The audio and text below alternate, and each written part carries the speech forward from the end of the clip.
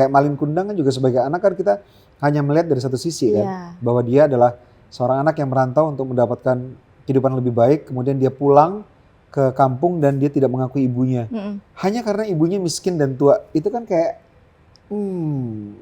mungkin ada something else. Ada sesuatu yang lain selain ibunya miskin dan tua aja gitu. Ada yang lain nggak? Nah itu yang coba untuk diinterpretasikan oleh legenda kelam Malin Kundang.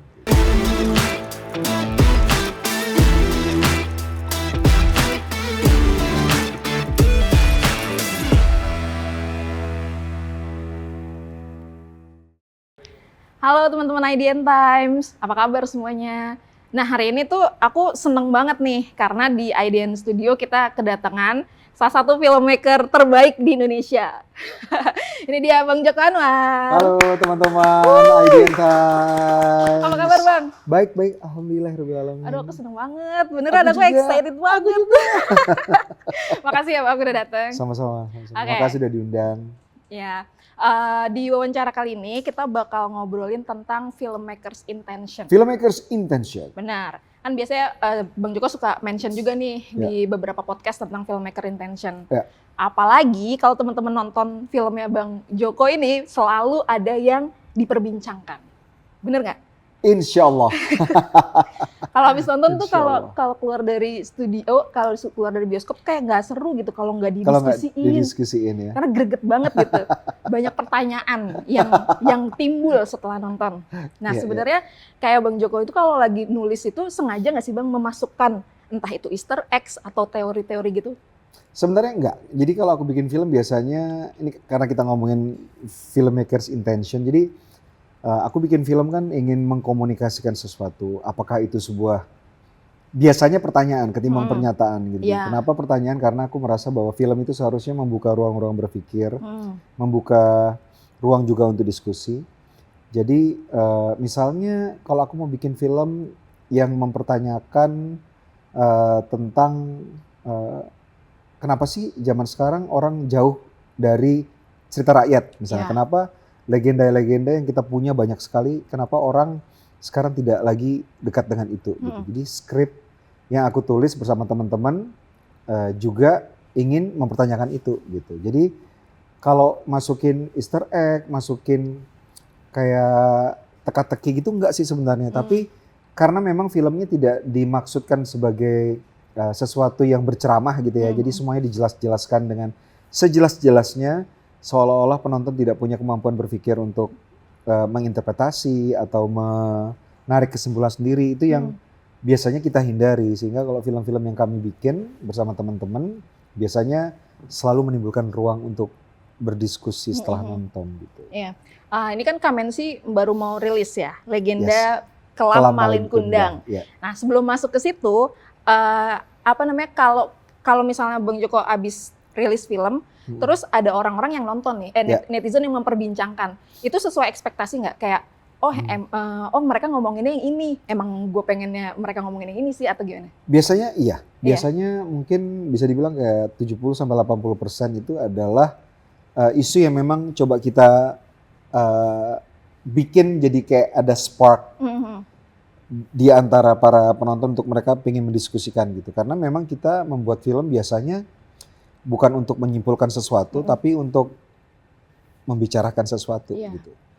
20% lagi itu sesuatu yang ternyata ketika kita baca juga, oh iya ya menarik juga pembicaraan ini ya. Karena ketika kita bikin kan melibatkan banyak sekali faktor cerita, karakter, dan sehingga ketika ada elemen-elemen yang tadinya tidak kita expect akan jadi bahan perbincangan dan ternyata jadi perbincangan, menurut kita itu juga satu keberhasilan juga gitu. Oh jadi ada ya, selalu ada kayak momen mengejutkan yang kayak tadinya kayaknya nggak niat kayak gini, ternyata yang diomongin itu gitu, ada ya? Bukan niat tapi kayak ada sesuatu yang kita kira oh itu as it is aja gitu, nggak bakal diperbincangkan, tapi ternyata orang masih ngomongin itu masih mendiskusikan dan mengulik lagi. Dan kita juga sebagai filmmaker jadi belajar lagi gitu, oh iya menarik juga ya itu gitu. Karena kita mendapatkan perspektif baru dari penonton yang nantinya akan kita gunakan untuk membuat film-film selanjutnya gitu. Tapi ada nggak kayak harusnya misalnya ketika Bang Joko nulis ini atau misalnya bukan Legenda Kelamaling Kundang doang, tapi film-film sebelumnya juga ketika nulis pengennya tuh maksudnya ini gitu. Tapi sama netizen tuh dipersepsikannya atau diinterpretasikannya berbeda. Itu pernah ada kayak gitu? Kalau aku di Kamensi Pictures biasanya sebelum bikin film tuh kita skenarionya itu diujikan kepada banyak orang. Jadi kalau misalnya aku udah nulis skenario atau siapapun sudah nulis skenario di Kamensi Pictures, kita bukan hanya akan mengundang internal orang-orang karyawan internal Kamensi Pictures, tapi juga mengundang orang-orang luar. Kita akan undang dalam suatu ruangan, mejanya bisa panjang, bisa bulat, dan penulisnya nanti akan membacakan skenarionya. Mereka juga bisa membaca bareng-bareng. Nantinya yang mendengarkan, yang hadir akan memberikan notes mereka, apa yang berhasil, apa yang menurut mereka tidak sampai gitu. Dan sebagai penulis, aku dan teman-teman penulis nggak bisa defend ourselves, nggak bisa defensif. Oh nggak kayak gitu maksudnya, nggak. Kita nggak boleh menjawab, hanya mendengarkan. Kita hanya mencatat, kemudian catatan ini akan kita bawa ke internal meeting dan akan kita putuskan mana yang mau kita integrasikan ke draft selanjutnya, ke skrip, atau mungkin yang yang kita anggap tidak harus dimasukkan karena mungkin ini mungkin salah persepsi dan sebagainya. Tapi setelah filmnya selesai pun kita masih akan ada tes screening, baik internal, kita undang tim marketing, publicist, dan tim dari digital marketing kita. Kita juga mengundang orang-orang luar dan kita juga mencari tahu perspektif mereka terhadap film itu apa. Nantinya kita akan membuat satu dokumen assessment tentang film tersebut. Akan ada misalnya film ini garis besarnya ini yang kita harapkan diterima oleh masyarakat ini, tapi mungkin akan ada salah persepsi A, B, C, D. Gitu.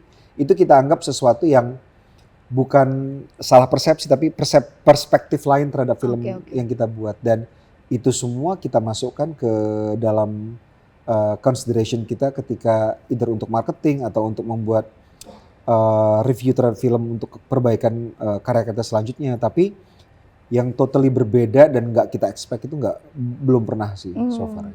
Tapi kayak berarti ada kayak mitigasinya gitu ya? Misalnya, ada mitigasi ya. Jadi kan misalnya ketika misalnya arah conversation publik ternyata ke sini, berarti harus kayak gini gitu ada. Betul, ya? Karena apa? Karena semua film-film yang kita bikin tidak akan ada yang safe. Jadi memang aku dari dulu kan pengen bikin film nggak yang safe aja yang orang setuju gitu. Kebetulan aku dan teman-teman di Kamensi Pictures pengennya bikin film yang memang push the boundaries gitu, baik dari segi filmmakingnya sendiri atau dari segi temanya gitu. Sehingga kalau misalnya kita bikin film, kayaknya tidak ada yang kontra, nggak ada yang menguji perspektif kita terhadap isu yang sedang kita tampilkan dalam film tersebut. Kita merasa itu malah kita gagal gitu. Tapi kalau misalnya ada orang yang apalagi dengan keras gitu memberikan bantahan dan menyampaikan perspektif mereka, itu adalah sesuatu yang menurut kita itulah intention kita membuat film. Karena tanpa itu tidak akan ada diskusi kan. Kalau misalnya habis kita nonton film semua orang setuju, iya sih, iya film itu bener ya gitu. Itu kayaknya enggak sih, sayang sih kalau bikin film cuman. Tapi emang sengaja, berarti emang sengaja membuka ruang diskusi gitu ya di publik gitu ya. Betul. Terus kalau misalnya tadi kan ada momen ketika nonton dulu nih pre-screening sama orang-orang terbatas. Terus kalau misalnya itu ada hal-hal yang kayaknya ini harus diubah gitu, itu benar-benar dirubah lagi? Kalau tes screening itu kita lebih ke buat mengkomunikasikan filmnya seperti apa. Tapi untuk mengubah, kalau film itu ada, tapi biasanya kita udah secara internal tuh udah kita bantai duluan gitu. Biasanya aku kan juga sebagai editor. Kalau misalnya aku bikin film, aku juga edit sendiri selama beberapa tahun terakhir. Itu aja itu udah kejem banget gitu. Biasanya produser aku Tia Hasibuan ketika tahu aku mau mengangkat satu scene bilang, "Sayang Bang, syutingnya udah susah." Udah buang aja, karena bikin either ceritanya jadi tidak terlalu jalan atau sesuatu yang mengaburkan intention dari cerita atau karakter, itu dibuang aja gitu. Jadi kemudian setelah aku selesai mengedit itu tim dari Kamensi Pictures juga mereka sangat brutal banget sih kalau misalnya melakukan assessment terhadap sebuah film. Jadi ketika keluar tuh, kalau misalnya kita mendapatkan sesuatu yang sangat penting, kita lakukan perubahan. Karena buat apa kita bikin test screening kalau misalnya tidak ada gunanya buat Iya, perbaikan benar. filmnya. Tapi itu jarang terjadi karena memang internally kita udah Dan Udah pre-nya juga banget. udah siap banget gitu kan, Betul, iya. dari penulisan naskahnya gitu kan udah ada Betul, juga ya. gitu assessment itu. Oke, nah setelah filmnya tayang itu kan Bang Joko suka nulis di Twitter, yang Ya. mana aku suka banget Ya. sebagai audiens, sebagai penonton, orang yang punya pertanyaan banyak setelah nonton, menurut aku baca tweetnya Bang Joko tentang penjelasan, either itu misalnya nggak tahu intensinya Bang Joko merilis itu memang untuk meluruskan Ya. persepsi audiens atau bukan, tapi buat aku yang punya pertanyaan itu memuaskan, ya nggak sih Bang? Nah sebenarnya kalau Bang Joko sendiri merilis itu untuk apa? Kalau film-film, biasanya kalau aku bikin film aku tidak pernah menuliskan penjelasan. Iya, Jadi enggak. kalau misalnya ada pertanyaan, aku akan memberikan pertanyaan lain untuk Iya. membantu menjawab pertanyaan yang mereka punya, tapi dengan menjawab pertanyaan aku Iya, betul. gulirkan di media sosial yang mungkin lebih gampang untuk dijawab, kemudian menjawab pertanyaan yang Iya. utama gitu. Tapi khusus kayak misalnya film-film yang sangat penting kayak Pengumpungan di Bukit Duri, itu kan tentang bagaimana ketidakhadiran negara dalam masyarakat ya, kehidupan kita sebagai warga negara. Nah, ketika ada diskursus yang melenceng dan berbeda dari intention kita, aku merasa karena ini isunya penting, Betul. itu perlu aku bikin Betul. notes gitu. Director's notes gitu ya. Director's note. Karena sayang karena kita bikin Iya, film kayak Pengumpungan di Bukit Duri kan memang untuk membuat orang jangan sampai lupa bahwa akar dari rasisme itu adalah dari pendidikan gitu. Either pendidikan dari keluarga, pendidikan dari dari sekolah, dan peran pemerintah karena pemerintah yang mengatur kehidupan kita.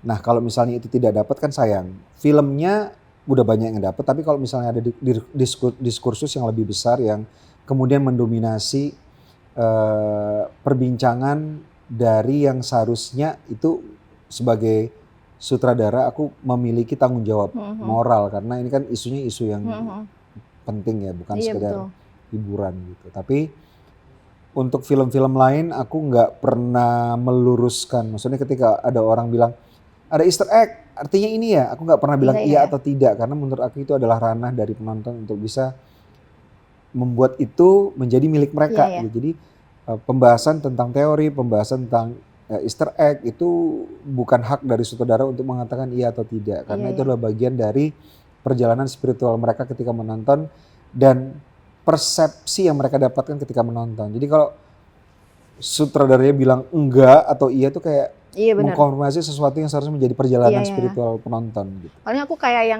waktu zamannya Agarthan gitu-gitu sih, Bang Joko kan suka nge-tweet tuh yang kayak oh ini tuh ini. Oh jadi kayak oh ini maksudnya Agarthan tuh ternyata ini. Aku harus googling lagi yang kayak gitu-gitu sih. Kalau misalnya kayak tentang Agarthan di Nightmares and Daydreams, Agarthan kan sebenarnya public knowledge ya, ada di Google. Cuman mungkin sebagian dari netizen harus diarahkan ada itu ini ada. Ini ada sih yang namanya Agarthan dan Agartha. Tapi juga ngomongin tadi Pengumpungan di Bukit Duri, aku itu Panca tuh maksudnya Pancasila, jadi bener terluka gitu. Ada beberapa yang kalau kita bikin film kita memilih untuk tidak verbal, tapi gunakan kita bikin film kan pakai visual selain audio. Jadi selain verbal diucapkan, kalau misalnya bisa disematkan secara visual tuh kayaknya lebih puitis gitu, lebih memberikan makna terhadap film dan itu kita lakukan banyak sih di film-film. Dan aku suka banget Pengumpungan Bukit Duri ini kayak beda banget dari film-film Bang Joko. Kalau aku sih persepsi aku sebagai audiens ya kalau nonton filmnya Bang Joko tuh setnya ini dari zamannya Pengabdi Setan. Itu agak nguning gelap gitu-gitu. Nah kalau di sini tuh lebih biru nggak sih Bang ya? Lebih ya. Kayak gitu lah pokoknya. Still ya gitu ya. Terus karena keras. Dengan setnya juga yang berbeda gitu-gitu. Nah ini kita mulai masuk ke legenda Kelam Malin Kundang. Apakah ada intensi-intensi memasukkan entah itu yang ingin diperbincangkan di publik sebagai penulis ya Bang Joko ya? Kalau Legenda Kelam Malin Kundang sutradaranya ada dua sutradara muda berbakat. Aku sangat bukan cuman kagum tapi juga bangga dan respect banget sama mereka, Rafki Hidayat dan Kevin Raharjo, dua sineas ini adalah film pertama mereka, film Iya. panjang pertama mereka, dan tentunya saya sebagai produser bersama dengan Tia Hasibuan selalu berdiskusi dengan saudara kita, tapi mereka diberikan kebebasan kreatif yang sangat full gitu. Mereka mau membuat apa.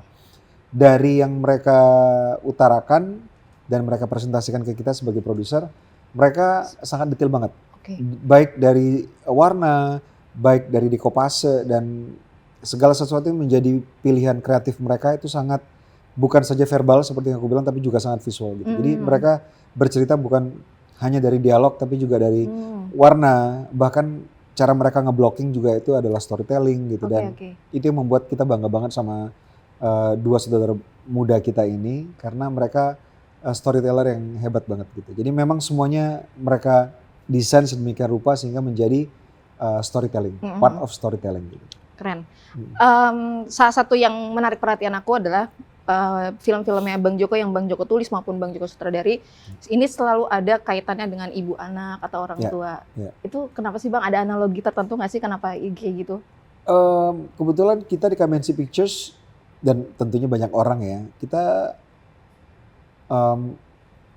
sangat dekat kan dengan orang tua dan anak. Kalaupun misalnya kita belum pernah jadi orang tua, kita pernah jadi anak gitu. Dan sebagai anak kita pasti akan terimbas dengan apa yang pernah dialami oleh orang tua kita. Gitu. Cara orang tua kita mendidik kita, cara orang tua kita membentuk dunia tempat kita hidup itu kan sangat tergantung dari apa yang mereka dapatkan dari generasi sebelumnya gitu. Jadi seperti di Legenda Kelam Malin Kundang ini, it's exactly about that. Tentang trauma antar generasi gitu, generational trauma. Dan bagaimana kita sebagai manusia bisa mendapatkan sanctuary kita sendiri gitu. Kita hidup tentunya tidak lepas dari bayang-bayang orang tua dan apa yang mereka dapatkan dari generasi sebelumnya. Tapi bagaimana kita bisa mendapatkan sanctuary untuk bisa hidup dengan damai. Dan ini adalah tema utama dari Legenda Kelam Malin Kundang. Maksudnya sebagai anak kan juga kayak Malin Kundang kan juga sebagai anak kan kita hanya melihat dari satu sisi kan. Bahwa dia adalah seorang anak yang merantau untuk mendapatkan kehidupan lebih baik. Kemudian dia pulang ke kampung dan dia tidak mengakui ibunya. Hanya karena ibunya miskin dan tua. Itu kan kayak mungkin ada something else, ada sesuatu yang lain selain ibunya miskin dan tua aja gitu. Ada yang lain nggak? Nah itu yang coba untuk diinterpretasikan oleh Legenda Kelam Malin Kundang. Kepikiran ya Bang untuk ngambil cerita rakyat. Tapi bener kan cerita rakyat. Cerita rakyat itu kan dari mulut ke mulut ya. Iya. Dan kita ngomong 3 orang aja, dari aku ke kamu dan ke Hari, ke Elki misalnya, itu juga mungkin udah berubah. Apalagi dari jutaan rakyat dari mulut ke mulut. Dan kita mencoba mencari tahu, is it just that gitu? Ada lagi yang lain nggak sih? Oke, menarik. Tapi ada. Gitu, oke nggak Hari? Menarik kan? Menarik. Tapi kenapa thriller? Kenapa thriller? Jadi thriller itu adalah unsur yang masuk ke ceritanya ketika ada benturan kan. Jadi ada benturan antara anaknya, ibunya, dia tidak yakin bahwa itu adalah ibunya, dan ketika dia mencoba untuk mencari tahu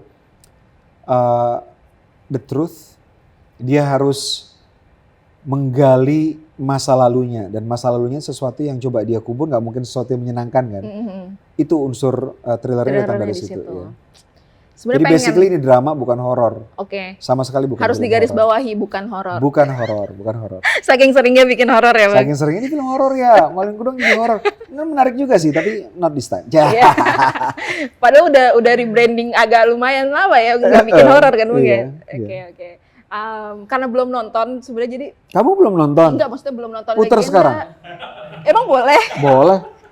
Cuma kalau udah nonton tuh bisa ditanyain banyak gitu. Karena banyak banget sih. Iya. Kemarin kita udah bikin tes screening beberapa kali dan langsung diskusi. Pasti kebayang sih. Aku kalau nonton, aku aja habis nonton Pemupukan Bukit Duri langsung bingung. Mikirin lama tuh. Mikirin aja. Ini tadi apa ya? Oh kayak gini ya. Tapi endingnya kayak ditabrak gitu ya. Iya kayak, iya. Walaupun misalnya aku tahu nih endingnya mungkin emang si Jeffrey ponakannya. Udah misalnya udah kebaca gitu. Tapi itu kayak ngena banget gitu loh waktu dia muter video itu Bang. Ya. Jadi kayak oh ternyata dia sejahat itu tuh karena ada sesuatu misalnya kayak personal buat dia gitu. Itu keren banget sih. Ya kita mencoba untuk menyampaikan karakter-karakter di film kita tuh bukan hitam putih jahat atau baik aja gitu.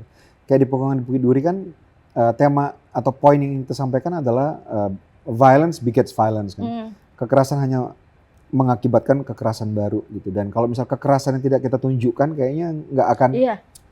Karena kita sekarang udah nggak bisa dicolek kali ya, harus ditampar gitu. Jadi kenapa kita membuat violence-nya juga sekalipun nggak terlalu banyak tapi harus kena. Demikian juga dengan legenda Kelam Malin Kundang, seperti yang aku bilang tadi. Malin Kundang kan dicap sebagai anak durhaka. Pertanyaannya, apa benar dia durhaka? Siapa yang siapa yang durhaka sebenarnya gitu ya? Iya. Atau apa itu durhaka? Oh, apa itu durhaka? Oke. Konsep durhaka itu apa? Oh. Apakah seperti pemerintah yang tidak memikirkan rakyatnya? Durhaka juga dong. Diberikan kepercayaan ya kan? Benar. Durhaka itu. Udah kita berikan, kita vote. Kaulah yang jadi ini, kaulah yang jadi pemerintah atau anggota DPR. Kita berikan kepercayaan. Benar. Kita tidak dipikirkan durhaka juga. Benar Bang. Ya kan? Jadi durhaka itu apa? Iya. Gitu. Kan lalai sama tanggung jawab yang diberikan ya durhaka juga nggak sih? Iya. Makanya harus kita definisikan lagi lalai, membutakan diri gitu kan. Benar. Oke, tapi di sini ada panti jomponya nggak? Panti jompo. Karena aku sering ngeliat panti jompo di sini ya Bang Joko. Orang jompo ada. Oh ada orang jompo, ya kan jompo. Lansia ya orang jompo ya. Iya. Oke, karena beberapa filmnya kan selalu ada. Apa aja ya panti jompo? Nightmares. Nightmares in the Dream, Siksa kubur. Iya. Oh, banyak orang jompo nih. Karena yang bikinnya ada jompo nih. Oke. Selama menulis dan mengawasi sutradara baru. Nggak diawasin, mereka kerja. Oh enggak. Kerja sepenuh hati dan kebebasan full. Oke, yang bikin Bang Joko bangga banget sama mereka. Dari segi mungkin teknis atau apa gitu. Mereka ngerjain PR tuh betul-betul kayak giat dan tekun. Jadi mereka nggak mau gagal. They don't take easy way. Mereka betul-betul thorough banget. Artinya ketika kita melihat ada director, apalagi director baru yang membrief pemain secara detail, bekerja bukan cuma dengan kru tapi juga dengan pemain, itu kayak bikin hati tenang banget. Oh mereka betul-betul bekerja sebagaimana mestinya sebagai sutradara kan. Nggak semua sutradara mau berkomunikasi langsung dengan pemain misalnya, atau mau betul-betul mengerjakan tugas mereka. Kan banyak juga sutradara yang memberikan apa yang seharusnya mereka kerjakan kepada orang lain. Iya. Tapi Rafki Hidayat dan Kevin Raharjo, mereka mengerjakan tugas mereka dengan sangat sungguh-sungguh, tuntas dan hasilnya baik. Hasilnya bagus. Oke. Puas gitu. Banget berarti Bang Joko sebagai produser. Oke. Nah, kita ngomongin juga sebagai Bang Joko sebagai produser. Kalau dulu mungkin kan kerjasama sama PH lain gitu ya. Mungkin kayak untuk masalah produksi kayak budget atau profit gitu mungkin tidak sepenuhnya Bang Joko keluar 100% fokus di situ. Nah, sekarang kan pasti ada porsi atau tanggung jawab yang lebih dong, ya kan? Itu gimana Bang Joko kayak dari transisi dari biasa jadi sutradara sekarang udah punya Kamensi sejak 2022 ya? 2020. Oke. Sebenarnya aku sebagai sutradara kebetulan dari awal tuh selalu memikirkan aspek ekonomi. Jadi misalnya dari mulai film pertama sampai film sekarang yang ke-12, aku sudah mikirin sisi marketing gitu. Cara menjual filmnya seperti apa, bagaimana membuat hook sehingga tercipta urgensi dari masyarakat untuk menonton film. Film pertama, kedua, ketiga, dan beberapa mungkin gagal gitu. Jadi belajar terus sampai akhirnya jadi di Pengabdi Setan yang pertama ya. Itu juga aku pegang marketingnya dan belajar dari beberapa film terdahulu ya, bagaimana filmnya bisa terkomunikasikan dengan baik kepada penonton sehingga penonton mau menonton filmnya. Baik dari segi marketing maupun dari segi pembuatannya, cara berceritanya, skenarionya gitu. Jadi walaupun aku sutradara main jobnya, tapi dari awal aku udah memikirkan aspek ekonomis dari film tersebut. Aku dengan kesadaran penuh berusaha untuk membuat filmnya komunikatif walaupun awal-awal tidak berhasil, dan sekarang mudah-mudahan terus berhasil. Iya. Tapi sebagai saudara aku nggak cuma mikirin aku mau ngapain, Iya. mau bikin apa, tapi apa yang aku mau sampaikan ke penonton itu aku bikin sekomunikatif mungkin, seaksesibel mungkin,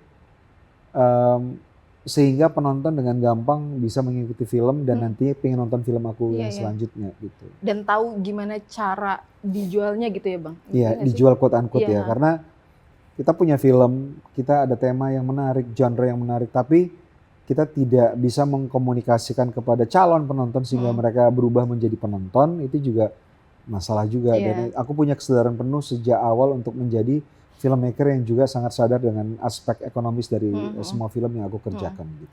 Aku tuh dulu Bang Joko kan sering nge-tweet tentang di balik layar gini-gini, Ya. termasuk juga gimana sih cara ngitung profit dari setiap Betul. film gitu kan. Ya. Itu bisa banget tuh dicari tuh teman-teman kalau pengen tahu sebenarnya kalau produser atau PH itu dapat profitnya dari mana, penghitungannya gimana, pembagian sama bioskop tuh ada banget tuh di Ya. Twitter ya Bang Joko ya. Betul. Tapi Ya. sekarang udah jarang nggak sih Bang nge-tweet kayak gitu-gitu atau masih?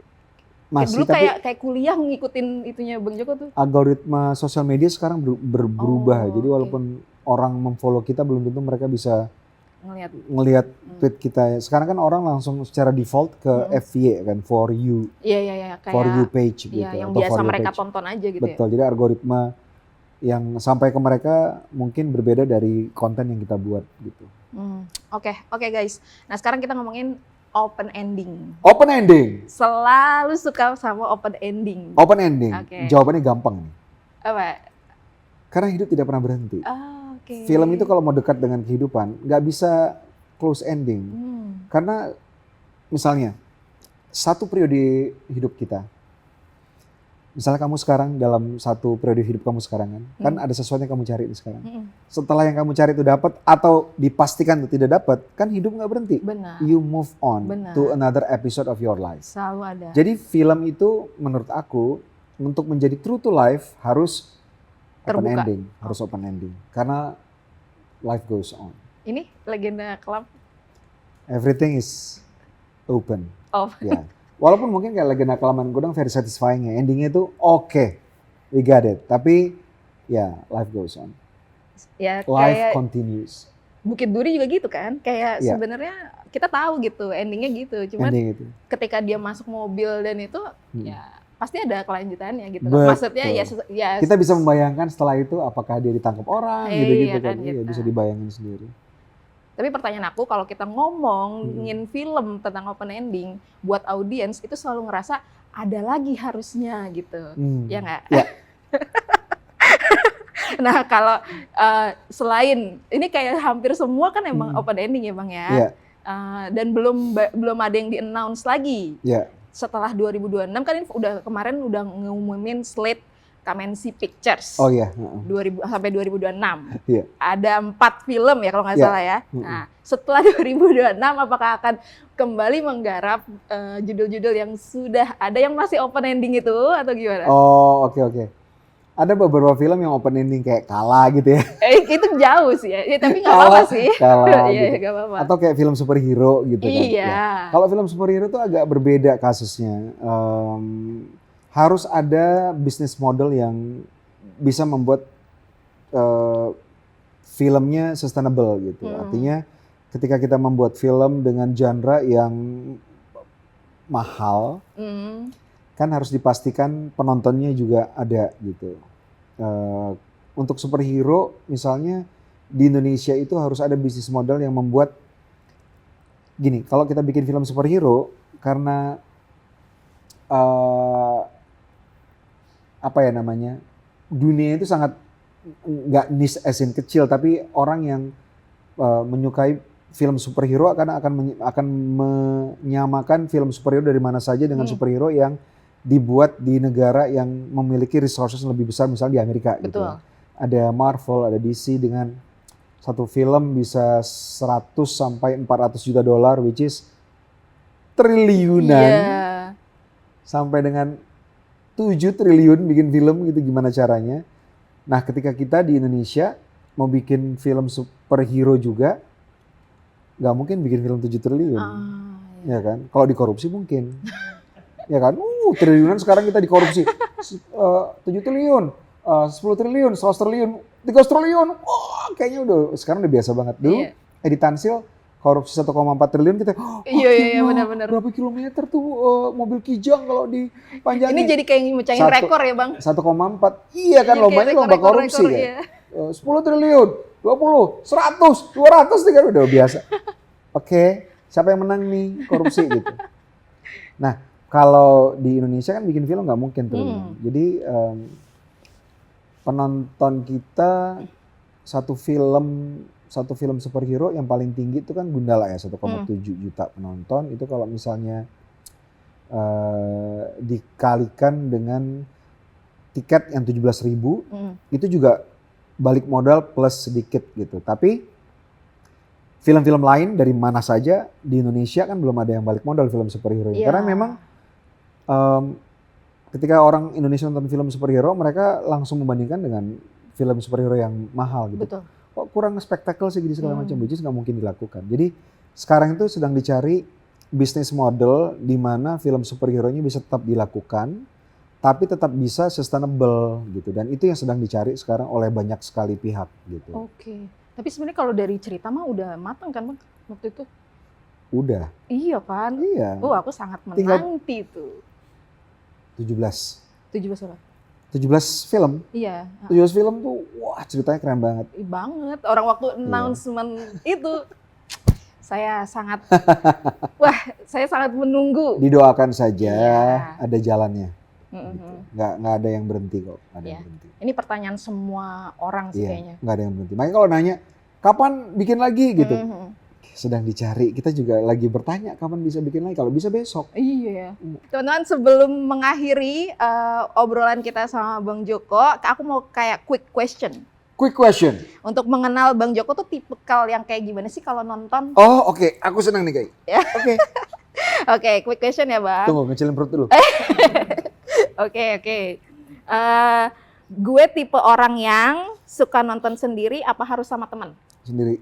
Sendiri. Ya. Bang Joko Ada teman oke, kalau sendiri juga oke. kalau nonton di mana? Biasanya dekat rumah, bioskop dekat rumah atau gimana? Biasanya aku nonton ada 3 tempat. Yang pertama di Gandaria City, XSI, terus Grand Indonesia CGV sama Spark Cinepolis. Oh, beda-beda. Beda-beda, ya. Oh, Beda-beda. karena pengen tahu pengalaman audionya atau gimana? Karena bosen kalau satu tempat. Tapi Oke. 3 tempat itu aku suka banget sih. Tapi kalau nonton suka kamuflase, nyamar, nutup gitu nggak sih atau apa? I'm very approachable. Oh gitu. Iya, nggak ada juga yang tahu siapa. Oh bener, nggak pernah kayak, ih Bang Joko ya Nggak gitu? pernah ada. Oh, serius? Nggak pernah. Nggak ada yang kenalin siapa juga aku. Parah. Kalau aku sih kalau itu, kalau nonton bareng nih Bang, aku tahan Bang Joko. Bang Nggak. tadi gimana Bang? Aku nggak pernah ada yang minta foto segala macam, nggak pernah. Nggak, aku pengen nanya perspektifnya Bang Joko apa gimana nih gitu. Oh oke, iya. Kayak gitu sih kalau aku. Kalau ketemu Bang Joko gitu I'm seandainya. very approachable kok. Tapi harus kayak ada waktu tertentu nggak? Coy, gimana menurut lu coy? Gitu. Iya, gitu. Jawab, terus. Nggak coy juga sih. Kayak kurang ajar amat saya. Brur. Bang. Bro. Bro, Kalau nonton suka kayak harus malam atau gitu itu atau enggak? Bebas aja. bebas. Tergantung Bebas. waktu luang gitu ya. Tergantung waktu luang ya. Kalau ada waktu luang pasti aku nonton. Oke. Gue tipikal orang yang kalau nonton suka sambil ngemil atau fokus aja. Fokus sih, Fokus. sih. Jadi Kadang jarang kalau beli makan aku makan sebelum film mulai. sama. Kayak nggak seru ya kalau Aku itu. beli makan kan lapar gitu. Iya, benar. Jadi film belum mulai ya, itu trailer. Filmnya mulai aku ngantuk tidur. Enggak ya. Tapi pernah ketiduran gak Bang? Nonton film Film Indonesia? sering. Serius? Nonton film apa aja, bukan cuma film Indonesia. Oh gitu. Tapi tidur ketika nonton tuh beda. Orang nonton film aku tidur juga nggak apa-apa karena artinya filmnya nyaman, bikin nyaman. Filmnya bikin nyaman, homey sampai mau tidur itu artinya. Karena kalau film jelek nggak bisa tidur. Film jelek itu kan kayak ganggu ya, gitu keluar. Bukan kebalik Bang? Enggak, buat aku. Oke. Kalau film tuh yang jelek ganggu tuh suaranya gitu, pulang gitu. Tapi film yang bikin tidur itu film yang menenangkan. Iya nyaman, sih. bikin nyaman kayak dipeluk. Nah itu dia. Film kalau nonton film tiduran jangan merasa rugi karena artinya kan banyak orang nggak bisa tidur di rumah nonton film tidur banyak kan. Banyak. Makanya it's good. Tapi abis ketiduran gitu suka nonton lagi nggak film diulangin gitu kayak nggak tergantung filmnya. Tergantung filmnya. Hmm. Tergantung Oke. filmnya. Soalnya kan nggak Film ada. yang boring itu bukan nggak harus sama dengan film jelek ya. Karena film boring itu kadang-kadang kita nggak fokus kadang-kadang Iya. kayak lepas dikit mikirin apa. Aku juga pernah kok beberapa kali nonton film, nonton tapi kepikiran kerjaan, kepikiran masalah apa segala, lupa. Ini tadi siapa? Tidur aja deh. Bangun-bangun segar. Nah, Iya iya iya. Iya. terima kasih filmnya. Gitu. Udah bikin aku bisa tidur. Iya iya iya. Iya. Tapi kalau aku tipikal yang nggak sampai tidur sih. Oh gitu. Paling ngantuk kalau misal. Tapi buat aku itu berarti boring. Oh. Kalau ngantuk, kalau aku Oh, gitu. ngantuk. Iya. Tapi kalau filmnya Bang Joko sih kalau tidur wah gawat sih, nggak bisa ngerti keluar-keluar. Nonton Fokus aja belum tentu ngerti kan nggak sih? Nonton film fokus sampai awal dan belum tuh ngerti, apalagi tidur. Iya makanya. Oke Nggak tahu terakhir. itu komplimen atau enggak ya. Komplimen Bang, komplimen dong, komplimen. Justru kan yang membuat conversation itu yang Betul. Ya. bagus. Ya. Aku selalu suka filmnya Bang Joko.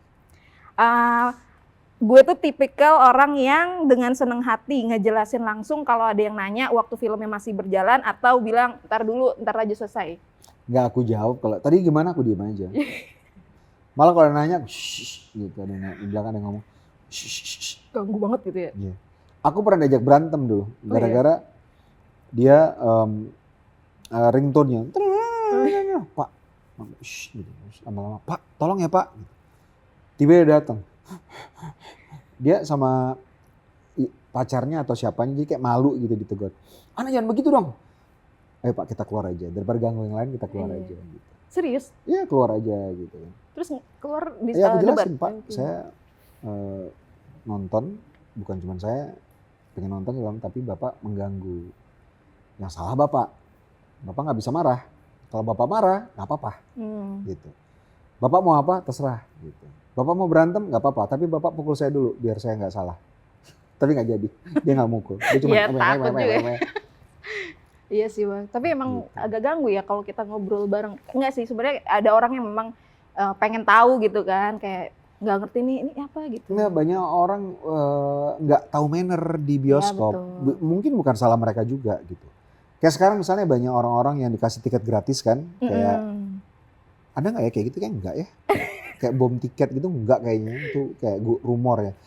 Tapi kalaupun Ya, ada, kalaupun ada. ya kalaupun ada kan misalnya orang dikasih tiket, oh mereka satu kampung dan mereka mungkin nggak tahu adab nonton di bioskop harus dia mengganggu yang Iya. lain. Mereka masih berdiri-diri. Betul. Gitu ngambil pakai apa namanya kamera itu apa pakai flash moto gitu-gitu. Mungkin ya mereka bukan salah mereka. Betul.